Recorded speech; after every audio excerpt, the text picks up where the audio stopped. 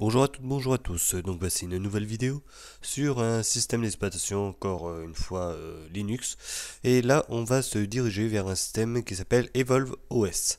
Alors lui, il a la particularité tout simplement d'avoir un bureau, un environnement de bureau complètement différent des autres.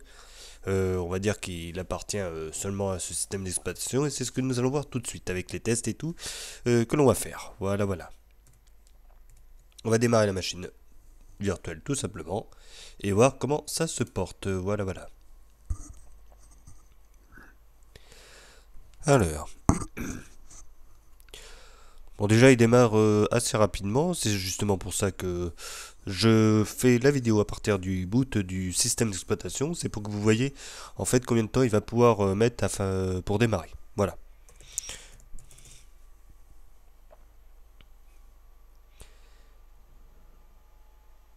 Et voilà, c'est fait. Donc, on voit que c'est quand même assez rapide, hein, il n'y a pas besoin d'attendre très longtemps, surtout que là je suis en train d'enregistrer et tout.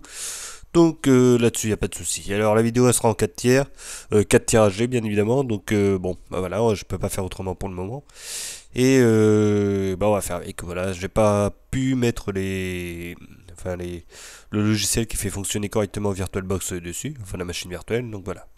Bon, allez, on va s'intéresser au système, donc voilà comment il se présente, un petit peu comme on a l'habitude d'avoir sur pas mal de systèmes d'exploitation.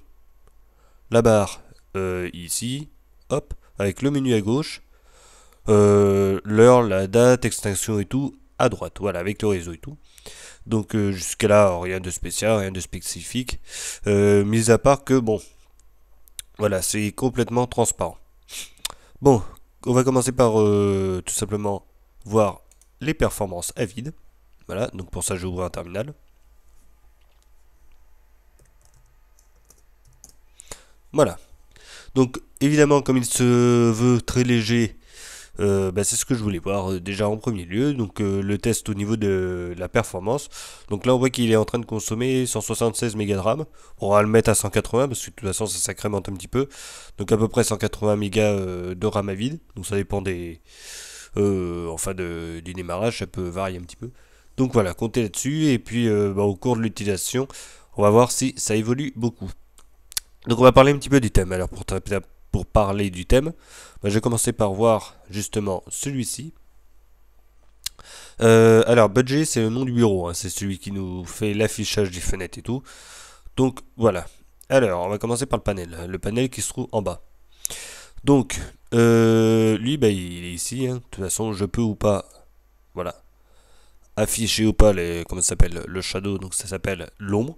Donc au départ il est comme ça, voilà. Il est comme ça, il est totalement transparent, on voit rien, on a le menu et l'heure. Donc après si on veut l'avoir, ben, il suffit de mettre voilà, la partie de l'ombre active pour pouvoir l'avoir. Là on peut tout simplement choisir l'orientation de notre barre, voilà. Soit en haut, soit en bas, comme on veut, boum, voilà, là c'est en haut, oui c'est ça. Donc au choix, je vais le remettre en bas, la cacher ou pas. Ici, hop, je peux oui ou non mettre le thème actif, en l'occurrence ici. Le menu, bon bah menu compact ou pas. Je sais pas ce que ça fait. Ah oui, non c'est autre chose. C'est le menu, donc ça on va le laisser que tel quel. Les appelés, donc tout simplement le fait d'afficher ou pas l'heure, les petites icônes, les notifications et tout, tout est ici. Voilà, donc l'heure et tout, tout est affiché. On peut ajouter ou enlever, bien évidemment, des items.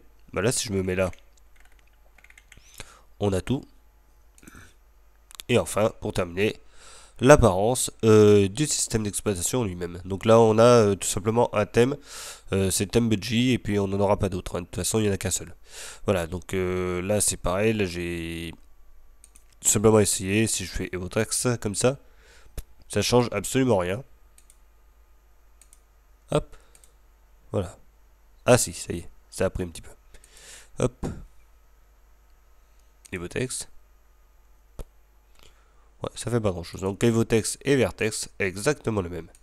Icône thème, bon bah là je vais pas trop changer, hein. Là je peux changer tout simplement les icônes. Bon bah je pense pas que ça fasse grand chose. On va voir l'utilisation ou changer le thème et le mettre en dark. Voilà. Donc là, je peux oui ou non le mettre. Bon, bah voilà, c'est les seules petites options que l'on peut avoir avec le thème en question. Voilà, donc ça c'est de ce côté-là. Après, que dire du thème? Bon bah voilà, de toute façon il est assez simple, hein, il est blanc, noir, ou noir-noir, c'est enfin différentes variations de noir et de gris. Et bon bah là ça changera pas, même si je mets en noir, voilà, on voit que là ça reste en surlignance bleu au niveau du thème. Voilà, voilà. Donc ça c'était la partie thème. Je vais le laisser en noir pour le moment, parce que bah on va voir les différentes options après. Là-dessus c'est fait, après on va se diriger directement sur le menu. Donc le menu qui lui bien évidemment est soit blanc ou soit noir. Hop, voilà. Alors le menu de base il est pas comme ça, il est très simple, c'est juste voilà ici, vous scrollez comme ça et puis vous avez tout le menu et on n'a pas bien évidemment l'accessibilité par matière. Voilà, si je fais dans accessoires, divers et tout, on se retrouve avec un menu comme on a l'habitude d'avoir sur les systèmes Linux. Voilà. Allez, on va l'éplucher. Donc accessoire gestionnaire de fichiers. Alors le gestionnaire de fichiers qui est assez basique, hein, voilà, que l'on retrouve ici. Alors lui, bon, rien de plus simple. Là sur la gauche, nos dossiers. Non, nos thèmes, voilà, documents, images et tout. Et bah, bien évidemment sur la droite, nos dossiers affichés soit en icône ou soit en liste. Voilà, on peut même rechercher. Donc ça, bon, j'ai pas été le faire. Normalement, ça fonctionne. Si je vais ici, bah, j'ai bien évidemment la possibilité de changer l'affichage, donc par nom, par taille, etc., etc. Ou alors carrément zoomer ou dézoomer sur les dossiers. Voilà. Donc on peut faire CTRL et puis la molette et puis ça marche aussi. Alors pareil, si je mets en noir, bon, donc là on voit que ça fait absolument rien. Hop, on revient là. Bon, ça c'est vu, donc non, ça, je crois que j'ai pas fait ça. Donc là, bien évidemment, on peut faire, enfin, on peut créer des nouveaux dossiers, etc., etc. Et surtout, bien évidemment, la gestion avec des onglets. Donc ça, c'est vraiment un peu partout maintenant. Donc bon bah voilà, ça c'est très bien de toute façon. Rien à dire là-dessus. Si je fais clic droit, non, j'ai rien. Voilà, donc ça c'était pour le gestionnaire de fichiers. On revient là. Accessoires, qu'est-ce qu'on a d'autre? Hop. Météo, donc afficher le temps, donc je vais afficher la météo, ça va arriver. Hop. La calculette, hop.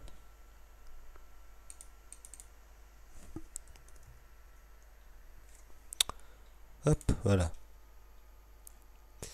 Et là j'ai la météo. Alors là, c'est pas sans reconnaître un petit peu le fameux Windows 10, enfin Windows 8 et les suivants, au niveau de l'affichage, donc un petit peu à la façon de Metro et en flat design. Voilà, si je mets en grand, voilà, directement. Voilà, je peux oui ou non recharger. Mais ça reste quand même très très simple, hein. Je fais emplacement, je reclique sur emplacement, bah là je peux chercher une autre ville. Bon bah voilà. Après si je fais demain, hop, voilà, on a un classement par heure. Et par contre si je clique ici, il n'y a absolument rien qui se passe. Voilà. Donc vraiment très simple, juste histoire d'afficher le temps que vous avez. Donc voilà, bon bah la calculatrice, hein, ça reste une calculette. Donc voilà, exactement comme toutes les calculettes. Ça, c'est vu aussi. Menu, accessoires, je crois qu'on avait à peu près tout fait de toute façon. Si les cartes, j'ai pas été voir. L'éditeur du texte, de toute façon, c'est bah voilà, une page blanche, vous écrivez du texte et puis voilà. C'est tout bête, comme le notepad. Ouais, cool. Bon bah, je vais aller à Limoges, encore.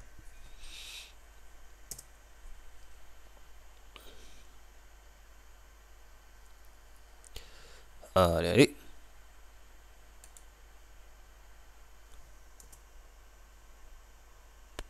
Ah, Paris.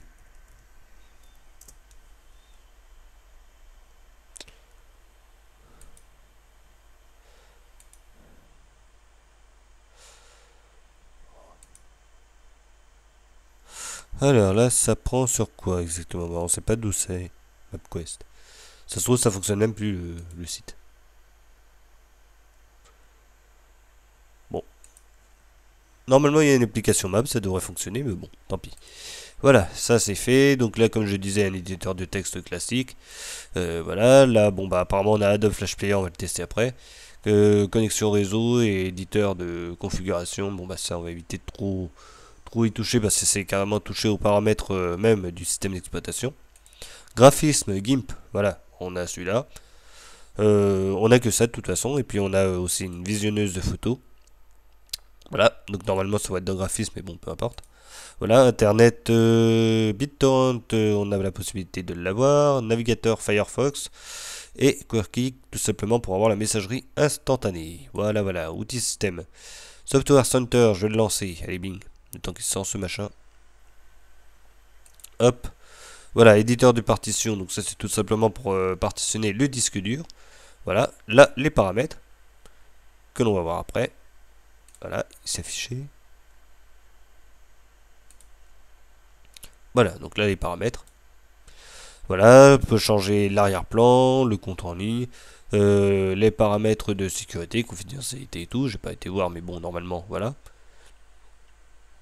Oh, c'est pas grand chose. Vidéo accordée, ok. Notification, gérer tout ça, bon bah oui ou non, avec des messages qui s'activent là normalement en bas à droite. Voilà. La langue, bon ça ok. Puis après, bon bah le reste ça touche le matériel, les couleurs, l'écran, l'énergie, enfin le son, tout y est. Possibilité d'y mettre des tablettes et puis gérer le clavier. Non, pas le clavier, la souris ou le pavé tactile. Voilà, voilà.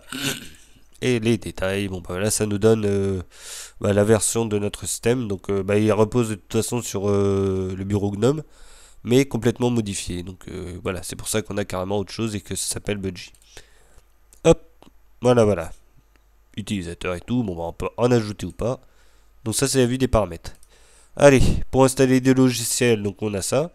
Donc bah il suffit de cliquer dans les catégories. Voilà, si je vais dans email. Ok.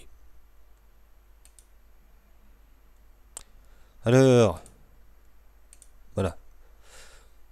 Normalement, quand on va là-dessus, on se retrouve avec quelques logiciels, mais il y en a très très peu encore. Voilà. Enfin, c'est arrivé. Et bien évidemment, il faut vraiment savoir ce que c'est. Voilà. Donc si je clique dessus, bon bah ça nous explique ce que c'est réellement. Voilà. Desktop, hop. Ici, bon bah voilà. Bon bah c'est bon, ça passe.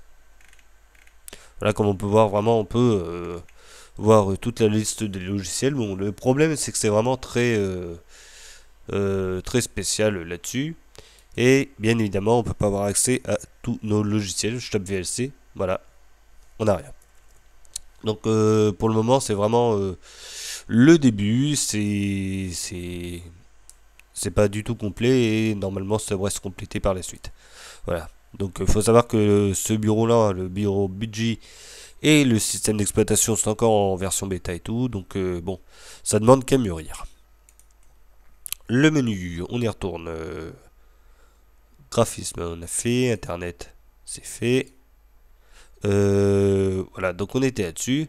Son et vidéo, bon bah Rhythmbox, hop, c'est le lecteur de musique par défaut de GNOME. Donc là on le retrouve. Le voilà, le voilà. Bon bah rien de spécial, hein, vous mettez des musiques, des radios, vous avez tout ici sur la gauche. Vous pouvez récupérer des morceaux de votre bibliothèque de musique et les lire. Donc, bon jusque là rien de très spécial. Et puis bah, après l'application vidéo, bon bah j'ai pas été la voir. Mais normalement c'est une application vidéo très classique. Hein. Bon Kano, je sais pas ce que c'est.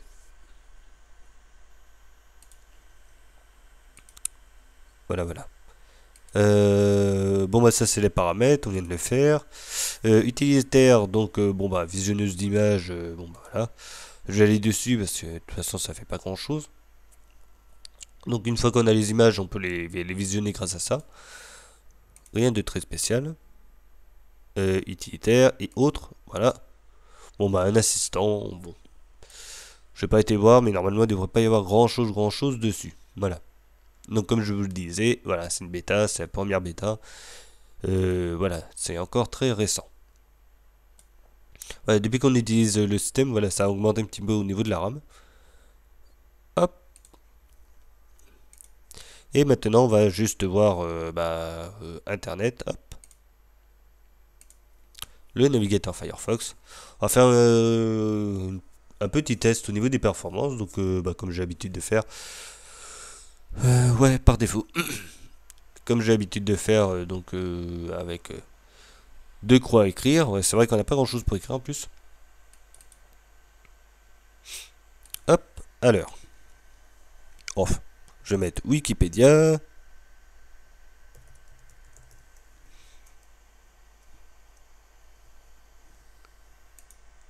Alors.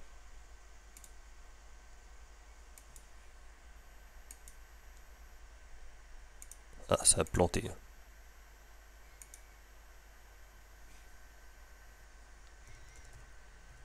Bon, hop, voilà.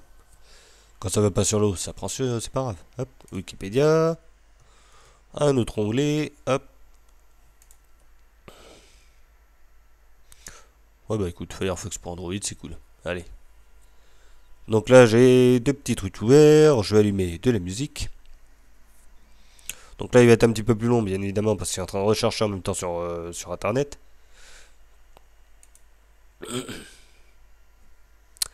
Voilà, voilà, du son, je veux du son. Hop, un lecteur de musique. Donc j'ai éteint tout à l'heure, mais en fait, je vais le rallumer. Bon, peu importe. Et puis, bah, pour écrire, bah, on peut toujours s'asseoir. Et oui. Voilà.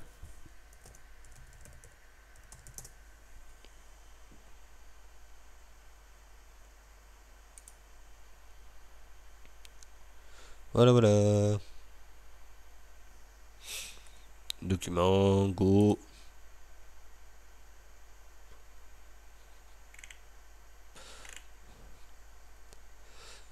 Ah, bah voilà, il me semblait bien que j'avais oublié un truc.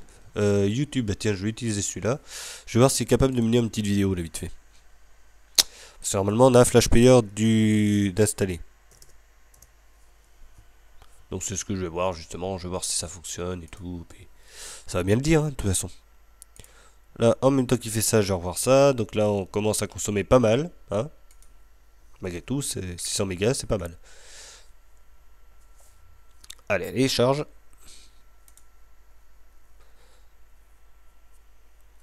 Et maintenant, ça va le dire.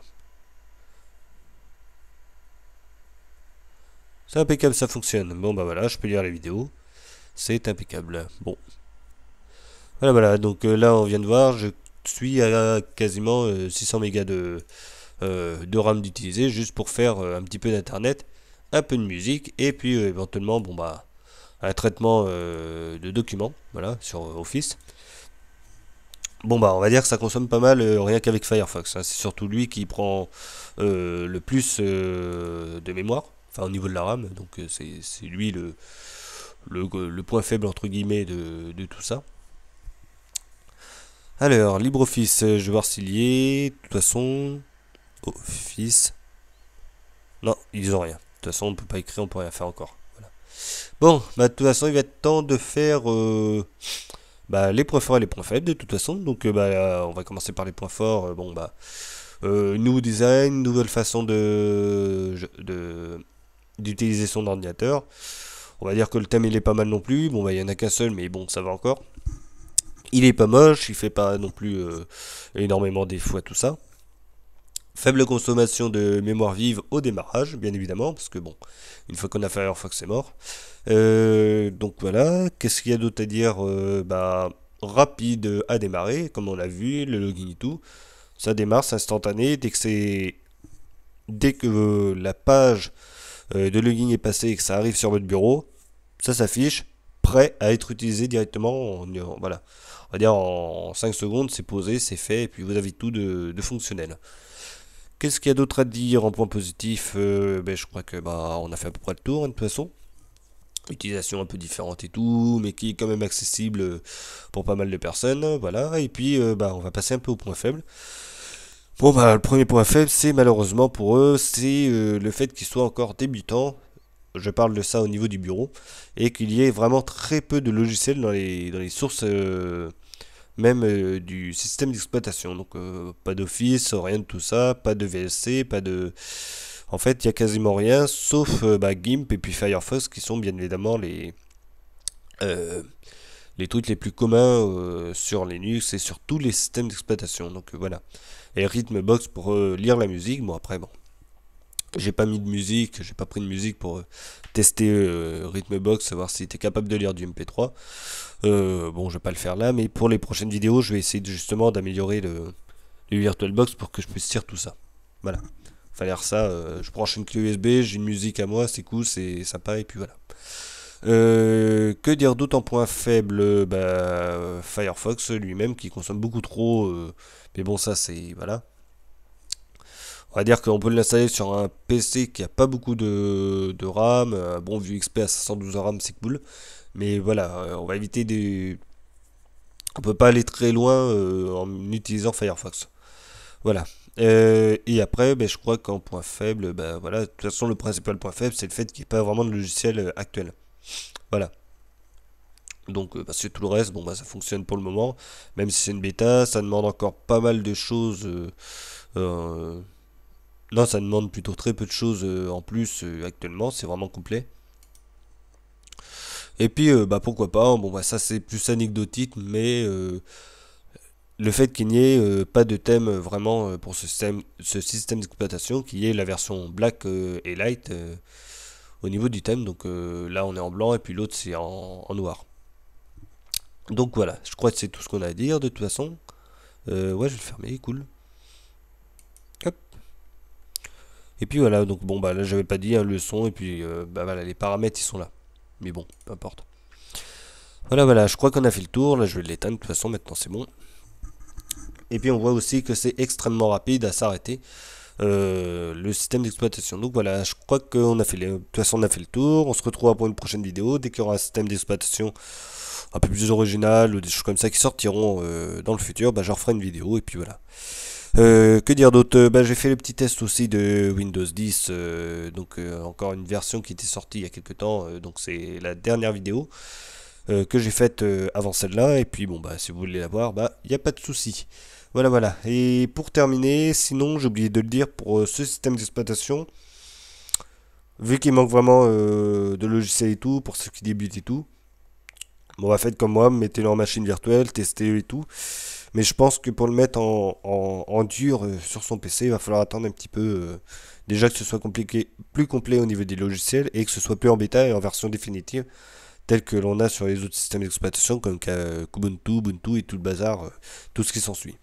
Voilà. Donc c'est tout. Et puis je vous dis à bientôt pour une prochaine vidéo.